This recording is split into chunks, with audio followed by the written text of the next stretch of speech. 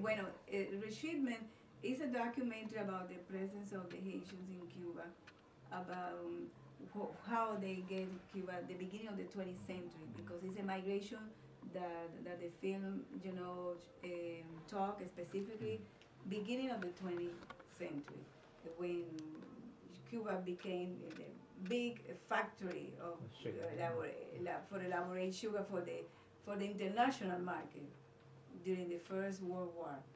And they need cheap labor force, and they call all the Caribbeans to go to Cuba. And Cuba at that moment was like the promised land, because the propaganda that the American companies made and other Cuban companies made attracted people. And because they have the U.S. intervention in 1915, and they have a lot of economic problems in the rest of the Caribbean, they went to Cuba with the hope, to get a better life. They have a big dream. So obviously it's a big business. Exactly. Yeah, right. And it's something that mentioned not only the Haitian historian, the Cuban historian, both sides, they agree that it was a market. And also some of the people that I interviewed, their fathers, they remember that their father used to have, this kind of business with the people who own the land, that they need the people, Haitians and everybody, to cut cane. So it was like, between two sides, the exploitation of many of our ancestors. And it's a story which is not often recounted, especially here in in this part of the Americas. You don't listen very much. You don't hear. No, we don't hear much. You don't hear very much about this. About the migration between Cuba and the other Caribbean islands. They've always been integrated. They've always been having exchanges of ideas and issues. Sí. Yeah. And it's very important. I don't know if you want to elaborate on that. Well, it's very important because in Cuba you have many people, many black people, that they have English names. Smiths, Browns. Where is the origin? And also where is the origin of those who arrived from Haiti? But it's true that in the case of Haitian, they suffer so much that even sometimes they change the name, because the people that came from Jamaica, Barbados, they arrived with a British passport. They established a kind of distinction. Of course, they were black, they were poor.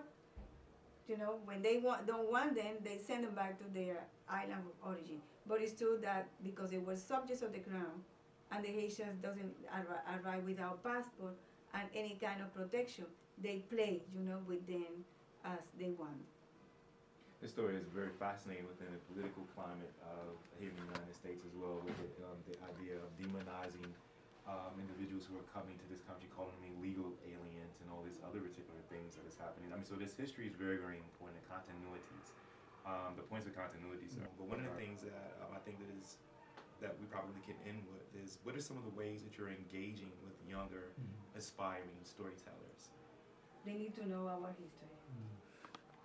Sometimes when I have been in lectures here in film school, I said it's important that you get a good technology for your work, but how are you going to use the technology? The technology is just not to play with the technology. The filmmaker need to know history, philosophy, music, everything. Their culture, to have a commitment and an identity. How could you do a film just without any commitment, any ideas or sense of identity? This is the first. At least this is what I learned, because I never went to a film school. I studied music, I studied art history, and when I finished art history in 1976, a long time ago, the Institute of Cuban Film, they need people with general culture to work. And that's how I start, doing research, learning, trying to get the editing room to see how the different directors, the style, how they did the editing. But that was my school. I never went to a film school. We didn't have at that time. So what I learned is that I need to know about the world, and to have a commitment, and to feel part of the history as a human being, and as a woman, and as a black person.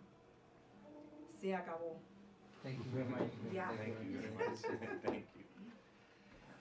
Thank you very much. I hope that it could work for you. Oh, it will.